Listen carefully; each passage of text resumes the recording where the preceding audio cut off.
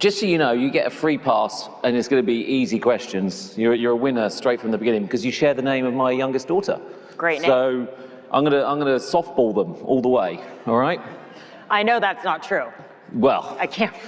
the first one's going to be nice and soft. Let's introduce yourself to this wonderful Toronto crowd. So glad to be here. You've flown here from LA. You hate coming here. She just told me out back, by the way. I help run the Toronto Marathon. I really do love Toronto. Do you? Yeah. Okay.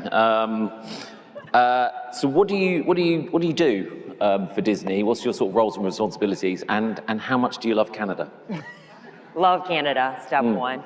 I oversee our programmatic sales team. So it overall our enterprise large holdcos, as well as our DSP partnerships. So a lot of the technology conversations that we have to build a very seamless process for our marketers. Okay, so are you looking to build a sort of comparable product to what you've got in the US that sort of mirrors the US product in Canada, ideally? Ideally, I would love to have all of marketplace parity across all of our globally. Okay, well, we'll talk about the reality of that in a moment. Okay. So it's been 2 years since Disney Plus ads launched in the US. It's a year anniversary almost to this day, isn't it, for the ads product in Canada? Coming up, yes. And in EMEA and LATAM. So are you on track for subs? Are Disney happy with the progress in Canada? Do you want to give us a bit of a sort of numbers sort of update to see where we're at? Yeah, absolutely. Globally, we're very excited, right? In the past 2 years since we launched Disney Plus with ads in the US, that really isn't the first foray into our streaming. We have Hulu in the US, which is really where we laid our foundation into the streaming world, and how can we learn what we have in Hulu into Disney Plus. And now globally, we have across all streaming services, 228 million subscribers. And within the US, our team at Rogers does a tremendous job. And we have, in Canada specifically, 9 million for the reach there. And the bundling that we will talk about there is tremendous, having Rogers be our partner here to have easily accessible Disney Plus within their product with, obviously, ads. So why do you not sell your inventory yourself? Why do you use Rogers? Rogers is the behemoth right here, right? They know the market very well, and as we continue to grow globally, we want to utilize the expertise in that current market, and we know that we're not going to mimic exactly what the US market is. While I would love to have the interoperability with all of our DSP partners, I know StackAdapt is here in Canada, and we definitely they're a part of our approved DSPs, and so I think Rogers is the best partner to have. Go talk to our marketers about our product, and we... good plug for Rogers there, well done. So clearly though, even though that a lot of what you can do is programmatically, what's interesting is that you need boots on the ground, you need active salespeople in the market, you need to understand and know about the local market. So 9 million subs in a year for ads, that's pretty good. You guys happy with that? Is that exceeded your expectations, or has that been, about on par, or does that mirror another markets as well? It seems like a good... It's a good number. Yeah, it's 40 million people in the country, or 38 million people. Someone's probably going to correct me on that. Yeah, and these are folks that it's cross generations too, right? And we know that any marketer wants to utilize the audience that is going to buy their services or their goods. So, hey, the reach number is phenomenal. And we're gonna continue to grow up and to the right. We're never gonna rest on our laurels with the numbers that we have currently, but we're gonna continue to increase our quality content storytelling and to grow our subscribers overall with our partnership. Okay, I'm gonna ask you about that.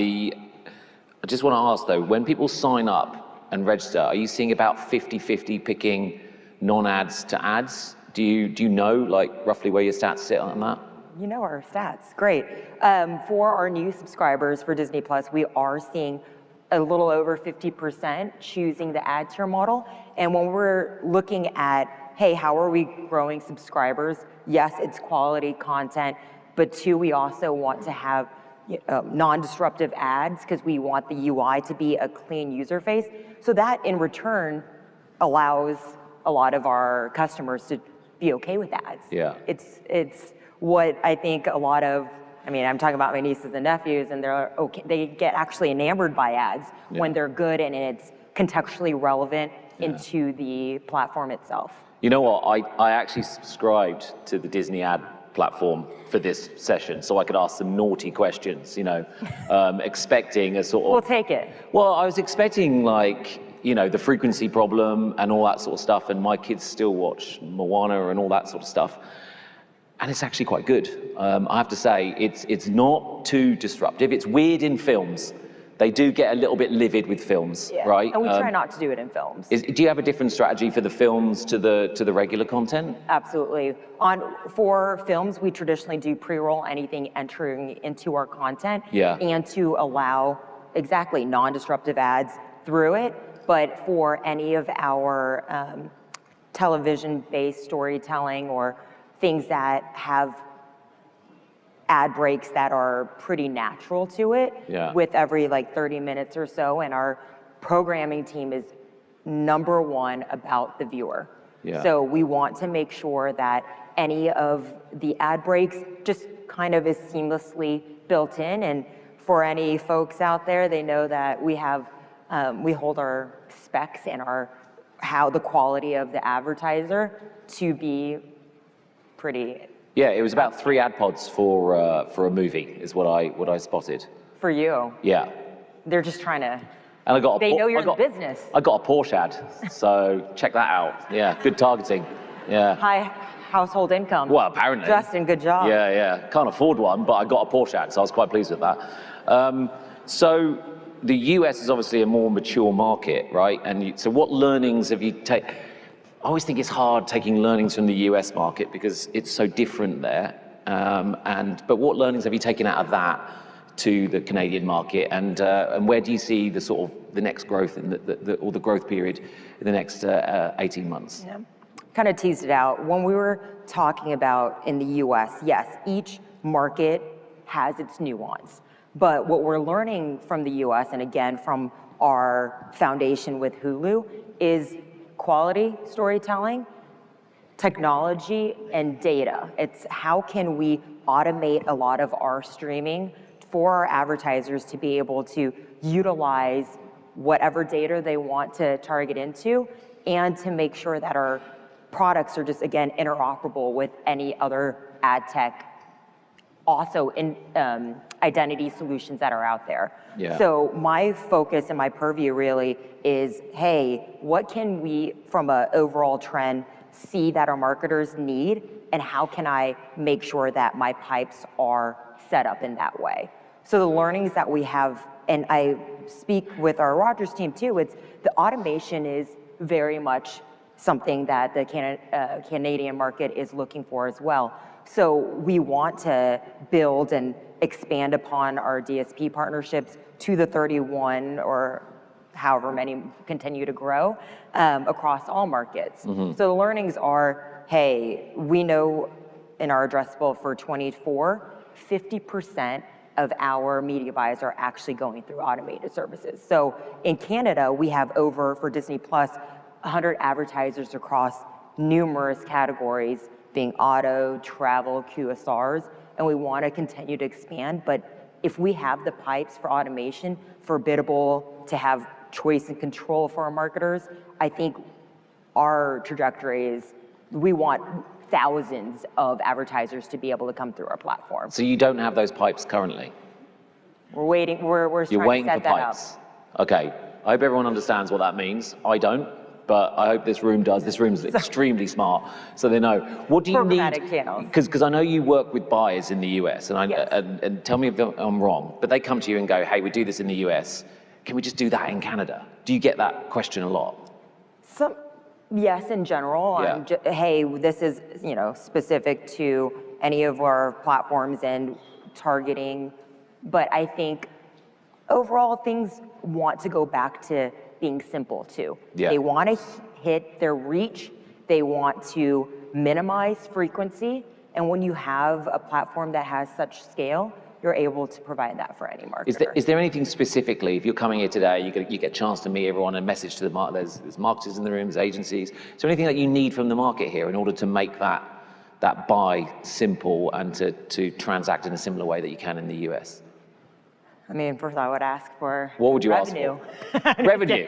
The money. Yeah. No, I'm just kidding. But honestly, it's, hey, what is the appetite there? And hey, let's strategize on what DSP partners you're looking at, or what kind of is it interactive ad units? I know that when I was just talking about allowing parity across marketplaces, what are you hearing? What do we need in Canada specifically that we don't have currently? And reprioritizing that. So when I go to my ad platforms team, which is really my customer as well, to build something in-house. So ad formats for this market, what would work, what do buyers want, and all that sort of stuff. Okay, looking at your sort of longer term strategy to grow subs, we touched on it. Guy mentioned that the streamers are adopting a more of a broadcaster, stickier service because they're introducing ads, right? And you need people on them for longer periods of time. Is that changing your sort of strategy in Canada and the US to have different types of content, going after more sports? He also mentioned bundling, which we'll come to. You know, what is the sort of long-term strategy in terms of getting more consumers on your platform, and how does that apply to your sort of content strategy here? Let me ask you, are you watching Inside Out, Inside Out 2, one of the 24? Which one's that? That's the highest grossing film. Inside Out? Inside Out 2. Is that that's the animation one? Animation about the feelings. Okay, you're not a fan, but Lily might be. No, I did. I watched the first one. There's a second one? It's coming out in Disney Plus. Just. Number 2, do you watch? I'm in my mid-40s. I'm tired all the time. So I don't know. I flick it on just to switch the kids off. Just to get rid of them. Have you heard of The Bear, our Emmy winner show that? I've seen the tile for that. Do you know what I actually use Disney for? I don't know if I should share this with this fine audience, but I'm going to anyway. I stick on old, like, man movies, like, you know, stupid action stuff, because you got the old thing, while I'm just sort of like in the gym on my own, away from my children and family and dogs and wife. Okay, I guess it's that's on. what I do. Some engagement. And Taylor Swift, right? Like, what I'm trying to say is what we're growing in our subscribers here and the stickiness is to have such a diverse storytelling and cross generations, right? Disney Plus isn't just what you're thinking for children, but it is allowing the adults and the older like. I love the back catalogue of movies. I went through all the Aliens. That's okay. I'll take it. That's how interesting I am. I know. Why am I sharing this? But look. But I'm just saying the bundling across the board is very key. We want to have the stickiness across all various portfolios that we have, and sports is definitely the crux. Sports allows us to have live viewing, appointment viewing, and we want to have a destination that has all of the best content, from movies that I was just speaking about, from concerts to Oscars, the Emmys on this, like all of that bundled into one location. You can answer this yes, no if you like.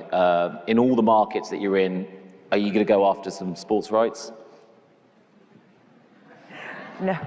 Okay, that's a hard pass. Silence is golden. But we always are interested in everything. Yeah, no, that's fair. Because in a lot of other markets, I know in LATAM, you're going on to the bundling, which I think is interesting because Guy mentioned it, right? And you've bundled in ESPN within Disney Plus. It's coming. That's in LATAM or in the US. You've Hulu as well is bundled in. Could you see a situation where you've got Disney Plus, but you can bundle in Sportsnet? That's a Rogers property. Which you know all about, obviously. We love Rogers. But could you do that? Could you like, could you like bundle in local domestic services within Disney Plus? Would that be a strategy, or is that a daft idea? Potentially, I think all ideas are good ideas. I'm not part of the programming team, but I'm sure they've looked at the strategy, and we want to have a destination that continues to have all of the breadth and depth of content, and I think Disney under our portfolio right now has that from, again, live sports, entertainment, and news. Yeah. So bundling, being like an aggregator is a definite strategy for Disney Plus in the future. If you're already seeing what we're doing in Yeah. the US and other markets, you could use that as an barometer. example. Okay. So talking about being in local markets, being part of the market and stuff like that. In the UK, you joined Barb, which is the UK's JIC. The JIC here is Numeris. Why do we come up with all these silly names for these? But we just do. You also joined the sort of TV industry association in the UK, which is called ThinkBox, which is a sort of a marketing body. They've got one here called Think TV. Will you do the same here? Will you join Numeris here and sort of be applied by the sort of same standards as sort of broadcast TV, the way it's measured and reported on? Is that something that you're looking to do in all your markets? Again, we're open to everything. We want to make sure that it's the best solution for our advertisers. That's the lens in anything that we enter into. Yes, it's great to have governing bodies there to hold accountability, but what I pride myself, I've been at Disney for over 13 years, and we hold ourselves into a very high standard. Our legal team is very intense to battle with sometimes, but I think, again, if the solution is best for advertiser, we're certainly open to it. So doors open, you're available, you want to have those conversations with the individuals, and that's what you expect coming from the event today. You want to hear from these people, and love to hear from everybody here. Okay, great.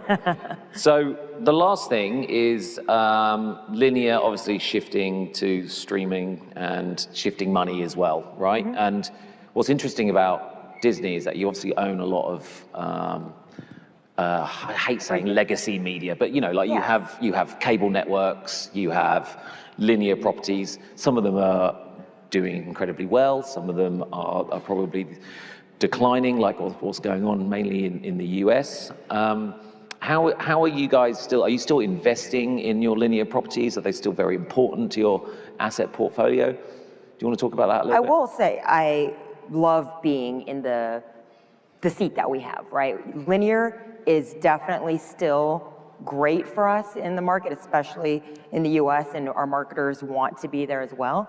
We have something called live sports, right? Yeah. There's nothing that can replace it. And having that incremental reach with our streaming, it is phenomenal. We did a 100 GRP study of how quickly can we cum reach holistically with linear and streaming and with less frequency compared to our competitive set. And it's great. I'm not trying to say that we're number one, but it is a great place for marketers to continue to grow reach so rapidly with the best place at Disney. So I think that our strategy of having linear content is still very much there. Yeah. And having streaming, it's nothing new, right? We saw the spike of consumption, especially in COVID, going towards streaming channels.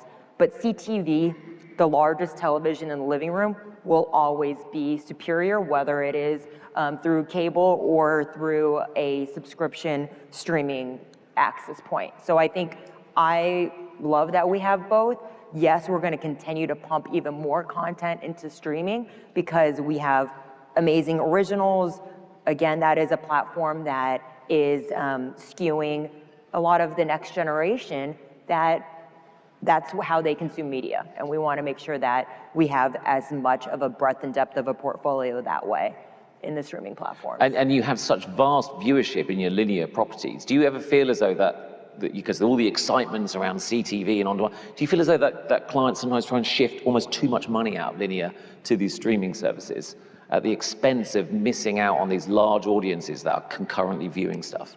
Again, it's very much still alive here at Disney. We talk about it, we know that addressability from a one-to-one communication point with it is very key versus the household. And so I think, again, so we're not shying away from linear, but we definitely are seeing from the technology standpoint and what we can do for a targetability, measurement, et cetera, into streaming. So having both combined is Yeah, and finally, what are buyers between the two asking for? Is it like they're looking for linear and then extended reach in CTV, or are they really interested in your CTV product because of your closed loop attribution? What is it that they're after between the two services? Good question, and I think it kind of is bifurcated from what kind of marketer? Is it the Porsches of the world, or the folks that are trying to do more from an awareness standpoint? It's going to be incremental reach. They want their linear baseline, but they want to have that closed loop attribution to the addressable space. But the direct to consumer, any marketer that is footprint into enterprise, into maybe a nascent marketer right then, but they don't have the money, the budgets of linear, they're asking for CTV only. Yeah. And that's what the beauty is. We have so is it bringing new money into TV? Are you seeing that? So overall, I mean, we closed our upfront in 24, 25, right? Yeah. We had a great, healthy upfront, and that is embedded solely from, right, the linear buyers, but we grew over double digits in streaming too. Mm-hmm. So it is very much an active marketplace, and it's not dead. No, that's brilliant. That's a great way to finish. Ladies and gentlemen, she's been a great sport today. I think you can all agree. Give her a massive round of applause. Thank you so much for having me. For coming here and doing that. Thank you very much. Thank you.